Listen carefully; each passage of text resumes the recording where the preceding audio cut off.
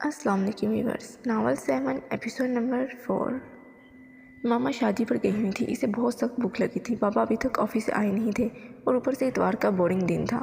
اس طرح بور ہو کر بیٹھنے سے بہتر تھا کہ وہ اپنے لیے کچھ بنا لیتی۔ اس سوچ کے آتے اس نے فیصلہ کیا اور کچن کی طرف آئی۔ ماما نے کہا تھا کہ وہ جلدی واپس آ جائیں گے، لیکن نہ جانے کیا وجہ تھی وہ ابھی تک گھر واپس نہ آئیں۔ وہ اسے گھر کا زیادہ کام نہیں کرنے دیتی تھی۔ وہ کھانا کبھی کبھی بناتی تھی یا جس دن زاوق کے گھر آنے کے چانس ہوں، ورنہ وہ تو بس اتنا ہی کہتی تھی کہ اپنی پڑھائی پر دھیان دو، زاوق تمہاری پڑھائی کی وجہ سے رخصت ہی نہیں لے رہا۔ آج کل وہ زاوق سے بہت ناراض تھی۔ پچھلے کچھ دنوں سے وہ مسلسل اسے ڈانٹ رہا تھا، اور اب پچھلے کچھ دنوں سے شاید وہ زیادہ سے زیادہ بیزی تھا کہ اسے موبائل پر زاوق کا ایک بھی کال یا میسیج نہیں آیا تھا۔ ایسا کبھی نہیں ہوتا تھا۔ زاوق نے خود اسے یہ موبائل خرید کر دیا تھا اور سختی سے منع کیا تھا کہ اس کا نمبر اس کے کسی دوست کے پاس بھی نہیں ہونا چاہیے۔ اس موبائل پر وہ صرف اور صرف زاوق سے ہی بات کر سکتی ہے، اور اب نہ جانے کتنے دنوں سے موبائل بالکل خاموش پڑا تھا۔ اسے موبائل رکھنے کی عادت نہیں تھی، اس لیے اکثر کہیں بھی بھول جاتی، جس کی وجہ سے زاوق کو اسے لینڈ لائن نمبر پر فون کرنا پڑتا۔ لیکن اس بار سخت ڈانٹ کی وجہ سے موبائل ہر وقت اپنے پاس رکھ رہی تھی۔ پچھلے 4 دنوں سے اس نے اپنی جان کو بالکل بھی فون نہیں کیا تھا، اور اب وہ اس سے ملاقات کے لیے تڑپ رہا تھا۔ کتنے دن ہو چکے تھے اسے محسوس کیے ہوئے۔ اپنے دل کے ہاتھوں مجبور ہو کر آج وہ گھر آ ہی گیا تھا۔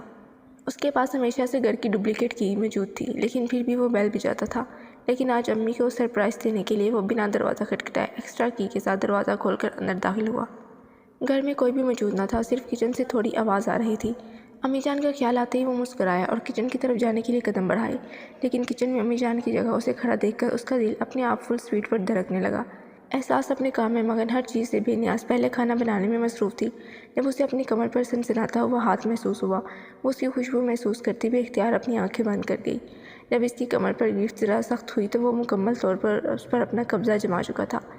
کیا یہ میرے لیے بنایا جا رہا ہے؟ اس کے لب اس کے کانوں کو چھو رہے تھے۔ نہیں، یہ تو…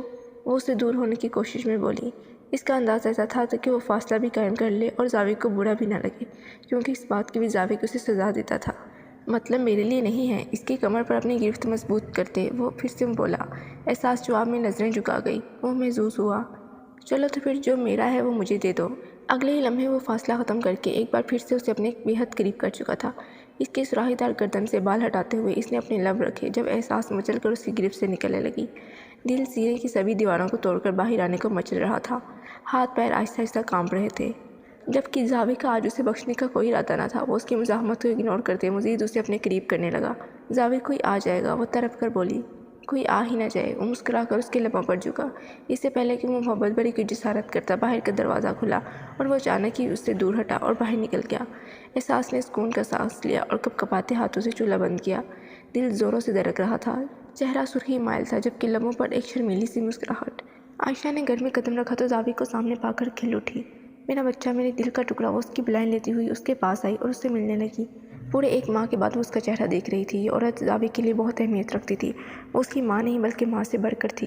13 سال کا تھا جب وہ اسے منافقت سے پاک ایک رشتہ ملا جس سے وہ بے پناہ محبت کرتا تھا، اور اسی کے وجود کا حصہ تو احساس تھی، جس کے بغیر رہنے کا زاوق سوچ بھی نہیں سکتا تھا۔ وہ عائشہ سے ملتا ہوا اس کے گرد بازو پھیلا کر اس کے کمرے میں چلا گیا۔ اب نہ جانے وہ اسے وہاں کتنی دیر رہنا تھا، کیونکہ ان ماں بیٹے کی میٹنگ تو کبھی ختم ہی نہیں ہوتی تھی۔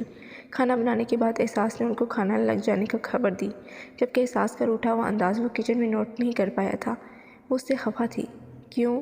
وہ خود سے سوال کر رہا تھا، پھر مسکرایا اور پھر خاصا اونچی آواز میں اسے سنانے والے انداز میں بولا۔ مس عائشہ، آپ کی بیٹی بہت نالائق ہے، پڑھائی نہیں کر سکتی، شادی کر دیں۔ وہ عائشہ کو آنکھ دبا کر مسکراتے ہوئے بولا۔ ہاں، بالکل صحیح کہا، جیسے ایک میں ہی نالائق ہوں پوری کلاس میں۔ خود تو جیسے بہت لائق ہے نا۔ وہ پردے کے پیچھے کھڑی بالکل ہلکی آواز میں بڑبڑائی۔ اس کی آواز اس طرف واضح طور پر جا رہی تھی۔ ماما، کھانا لگ گیا ہے، آئیں اور کھا لیں، میں نے اپنے ہاتھوں سے بنائے ہیں، اس نے زاوق کو سنانے والے انداز میں کہا۔ اب تک وہ کھانا صرف زاوق کی فرمائش پر بناتی تھی، اور آج بنا فرمائش کے ہی اسے اپنی جان کے ہاتھوں کا کھانا نصیب ہو رہا تھا۔ کھانے کے دوران بھی وہ باز نہیں آیا۔ ہر تھوڑی دیر میں احساس کی جانب جملے پھینکتے ہوئے اسے تنگ کرتا رہا، جبکہ احساس منہ بناتی رہی، جبکہ وہ اس کا پھولا ہوا منہ دیکھ کر مسکرایا جا رہا تھا۔ کھانا آرام دہ ماحول میں کھایا گیا۔ وہ کھانے کے دوران بھی ہر تھوڑی دیر کے بعد احساس کے ساتھ چھیڑ چھاڑ کر رہا تھا، لیکن وہ خاموشی سے اپنے کھانے پر دھیان دیتی، اس کی کسی بات کا جواب نہیں دے رہی تھی۔ جبکہ ماما تو بس اللہ سے دعائیں مانگتی تھیں کہ ان کی جوڑی سلامت رہے۔ وہ تو اپنی بیٹی کی قسمت پر بہت خوش تھی۔ کتنے دن رہنے کے لیے آئے ہو؟ ماما نے پوچھا۔ کل صبح واپسی ہوگی، وہ مسکرا کر بولا۔ اب آ ہی گئی ہو تو 2-4 دن رک جاؤ زاوق، کچھ دن اپنی ماں کے ساتھ بھی گزار لو، عائشہ اداسی سے بولی۔ پورے مہینے میں مشکل سے گھر ایک ہی دن کے لیے آتا ہے اور وہ بھی جلدی چلا جاتا ہے۔ اس کے جانے کا سن کر عائشہ اداس ہو گئی۔ کوشش کروں گا اگلی بار رکنے کی، لیکن اس بار تو ایک دن کی چھٹی ملی ہے، اس نے سمجھاتے ہوئے کہا، کیونکہ وہ اندازہ لگا چکا تھا کہ عائشہ کا موڈ خراب ہو چکا ہے اور عائشہ اس کی زندگی کے لیے بہت اہم تھی۔ کھانا کھانے کے بعد احساس نے برتن سنبھالے، جبکہ وہ عائشہ کے پاس ہی بیٹھا رہا، ان سے باتیں کرتا رہا، لیکن جب خالو کے گھر آنے کا وقت ہوا، وہ آرام کا کہہ کر اپنے کمرے میں چلا گیا۔ وہ زیادہ دیر ان کے پاس نہیں بیٹھتا تھا اور نہ ہی ان کی کمپنی اسے پسند تھی۔ وہ چاہتے تھے یہ گھر جو اس کے ماں باپ کا ہے وہ ان کے نام کر دے، لیکن وہ ایسا نہیں چاہتا تھا اور نہ ہی وہ ایسا کرنے والا تھا، کیونکہ یہ اس کی ماں باپ کی آخری نشانی تھی، جسے وہ خود سے دور کرنے کے بارے میں سوچ بھی نہیں سکتا تھا۔ اپنا بزنس، اپنی جائیداد، ہر چیز رحمان صاحب کے ہاتھ پر تھی۔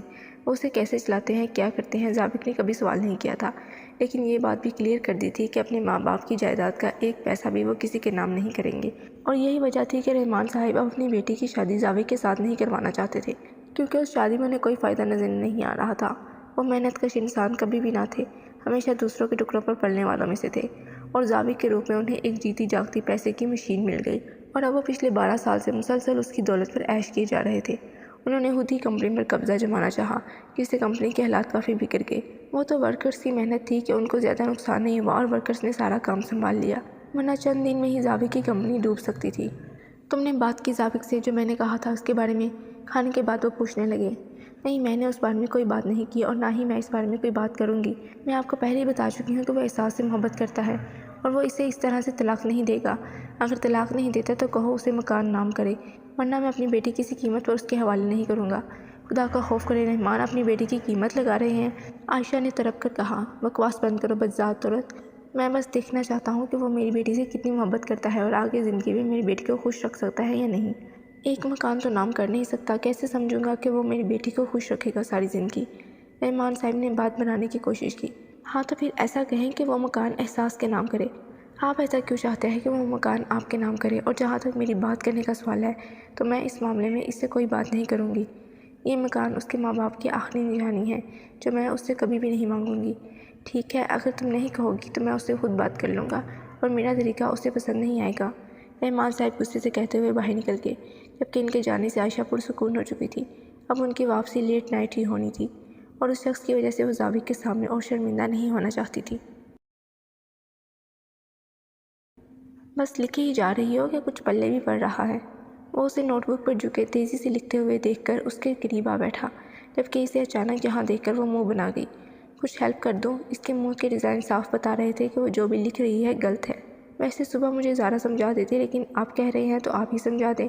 وہ کاپی اسے تھماتے ہوئے احسان کرنے والے انداز میں بولی، جبکہ اس کے انداز پر وہ مسکرا دیا۔ ویسے ایک بات کہوں، زارا تم سے زیادہ نالائق ہے، وہ اپنی ہنسی دباتے ہوئے بولا۔ اور خود تو جناب بہت لائق ہیں، وہ کم آواز میں منمنائی، جبکہ اس کے انداز پر وہ مسکرا دیا۔ اگر میں سمجھا دوں تو کیا ملے گا؟ وہ اس کے گال کو دیکھتے ہوئے بولا۔ اس کی بات سننے کے بعد اس کے گال لال ہونے لگے تھے۔ ایک کپ چائے، احساس اپنا دوپٹہ صحیح کرتے ہوئے بولی، جو پہلے اس کے سر پر ٹھیک سے سجا ہوا تھا۔ چائے کی جگہ کچھ اور مل سکتا ہے؟ اس پر باقاعدہ وہ اس کے لبوں کو انگوٹھے سے چھو کر بولا۔ نہیں، میں خود کر لوں گی، وہ اس سے فاصلے پر کھسکتے ہوئے بولی۔ تم نے انکار کر دیا اور میں نے مان لیا، وہ مذاق اڑانے والے انداز میں مسکرایا۔ اپنا معاوضہ میں خود لے لوں گا، چلو پہلے تمہیں سمجھا دیتا ہوں۔ وہ بات کرتے ہوئے مسکرایا اور اس کا بازو پکڑ کر اسے کھینچ کر بالکل اپنے قریب کر لیا۔ اب میرے قریب بیٹھ کر صرف مجھے دیکھتی نہ رہنا، سوال سمجھو، مجھے دیکھنے کے لیے ساری زندگی پڑی ہے، اور اس کے بعد میں اپنا معاوضہ لوں گا، اس نے صاف انداز میں کہا تھا۔ اسے رعایت کا کوئی موقع نہیں ملے گا، اس لیے سوال سمجھنے کے بعد وہ اس کے انعام دینے کے لیے تیار رہے۔